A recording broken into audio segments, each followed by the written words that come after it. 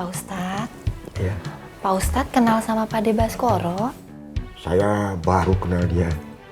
Oh, tapi punten atuh, kenapa sudah diizinkan tinggal di Ciraos? Oh, siapa saja boleh tinggal di Ciraos nanti.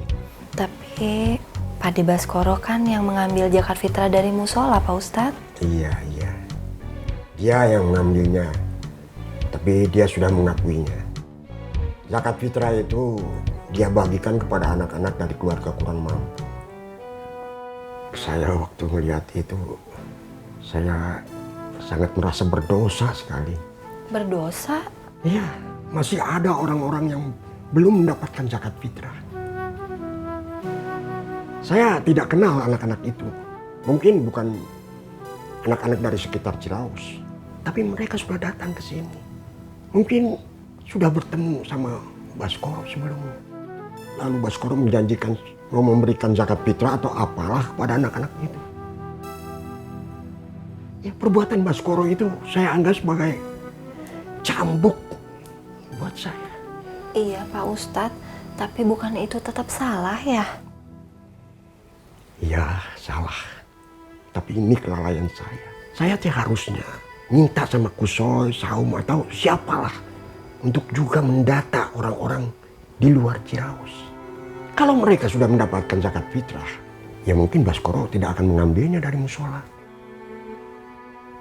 Mungkin kamu susah mencerna apa yang saya maksud ya. Dari tadi kamu nanya-nanya Ma Eros terus, Bas. Naksir. Ya ndak lah. Mosok saya naksir nenek-nenek. Kamu bukannya kakek-kakek. Tapi kakek-kakek maco. Ya udah, sekarang teruskan ceritanya. Kamu tanya aja langsung ke Ma Eros.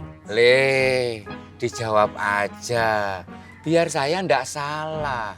Ma Eros sama Kang Kemet itu pernah punya hubungan semasa mereka muda. Oh alah, mantannya Pak Ustadz. Ya, yang saya tahu begitu. Tapi nggak jadi nikah. Kasihan. Terus Ya sudah, segitu aja. karena Pak Ustadz nikah dengan istrinya yang sekarang.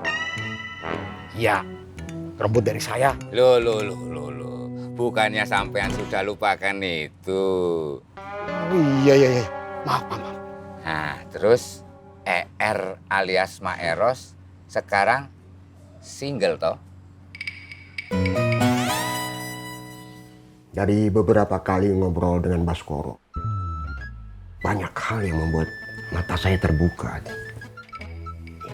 Salah satunya, menurut dia, Hari Raya Idul Fitri itu seolah hanya menjadi seremonial saja. Pak Ustadz setuju? Ya sedikit banyaknya saya membenarkan. Ketupat, baju baru itu bagian dari seremonial, itu katanya. Tapi kita tidak boleh melupakan tradisi. Kalau ketupat, baju baru itu bagian dari tradisi. Ya memang bukan suatu keharusan. Ya itu tidak ubahnya seperti budaya saja. Coba kamu pikir, ini kalau kita sehari-hari kita beli baju baru, itu kan biasa saja.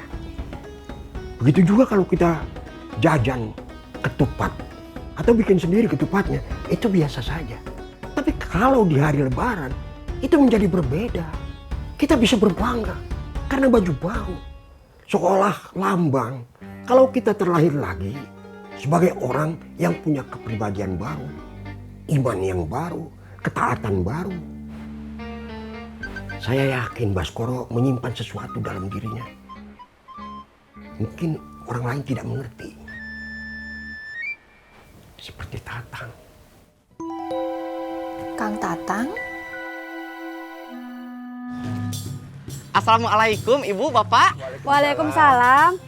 Ini Tatang ada amplop buat Ibu sama Bapak. Diterima ya? Maaf Pak Tatang. Terima kasih. Assalamualaikum. Waalaikumsalam. Ayo, Pak.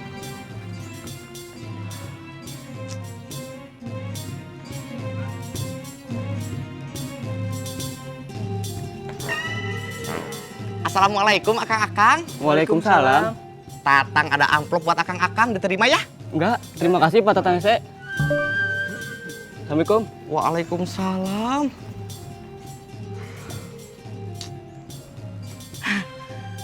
Assalamualaikum Ibu Bapak. Waalaikumsalam. Tatang ada amplop buat Ibu sama Bapak, diterima ya? Oh enggak Pak Tatang. Makasih. Assalamualaikum. Waalaikumsalam.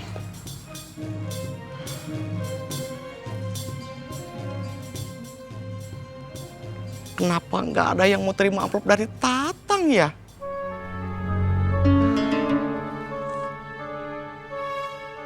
Wah, mendingan buat jajan aja.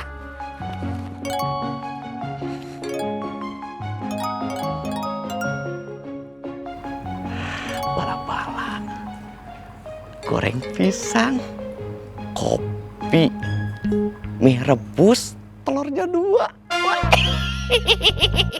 Warung Centin. Tatang dengan keadaan sekarang ini. Aduh, saya suka sedih kalau ingetin itu. Ya. Tapi dari sanalah muncul kelebihan yang tidak disadari orang lain. Sesuatu yang entah bagaimana bisa muncul dalam diri Tatang. Itu juga yang saya lihat ada pada diri Baskoro. Kamu makin bingung ya. Sudah. Tidak usah dipikirkan. Ya, tidak usah dipikirkan. Atuh ketupat masih ada. Pak Ustadz mau makan ketupat lagi? Ya mau, lebaran ini kan. Ya udah, itu saya siapkan dulu ya. Iya.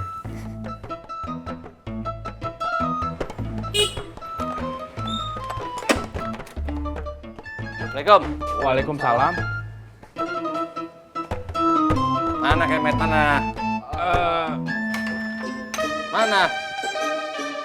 Kamat kemet. Pak Ustadz. Duduk. Ya.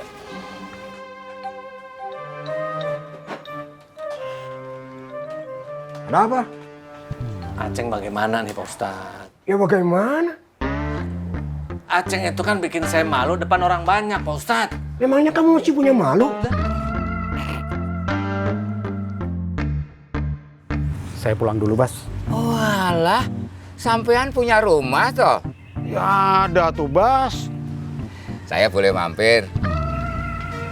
Ayo wis. Boleh. Saya mau ke musola saja. Ayo, kalau kamu mau mampir, nanti saya... Maaf. Ayo. Iki serius. Iya, ayo. Terima kasih ya, Le. Nanti sampean ceritakan lagi tentang ER ya. Ayo. Kalau kamu larang Aceng, karena kamu takut cium tangan sama Aceng, ya bisa begitu. Ya Allah, Pak Ustadz pasti capek sekali. Wah, seru juga dong kalau kamu cium tangan Aceng. Hei, Hansip! Tawa ke TV kayak ada yang lucu. Pak Ustadz, tapi harga diri saya bagaimana nih kalau saya harus cium tangannya si Goceng coba? Ya tidak bagaimana. Enting itu ibu tirinya Iko. Iko saya lihat menghormati Entin. Karena Iko punya adab dan sopan santun. Elizabeth dan William itu anak kandungnya almarhum Sain. Adiknya Iko juga. Seharusnya kamu bersikap seperti itu. Pak Ustadz ini bagaimana sih? Saya ini minta solusi yang ada malah ditekan. Menekan apa? Itu tadi. Itu apa? Pak Ustadz gimana? Saya serius ini Pak Ustadz. Saya juga serius. Ya udah nggak jadilah. Assalamualaikum. Mau kemana? Dengerin saya dulu. Nggak perlu. Mimpin begini bagaimana coba warganya minta solusi yang ada malah ditekan. Oh, kamu minta solusi dari saya? Tidak lucu lah. Assalamualaikum lah. Waalaikumsalam.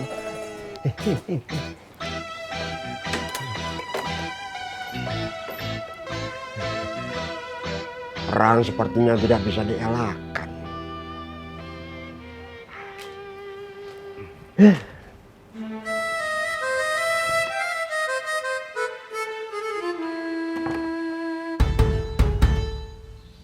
Dun, gawat ini Dun. Biarin aja, Rod. Saya juga pengen lihat Pak RT Dadang cium tangan Kang Aceng.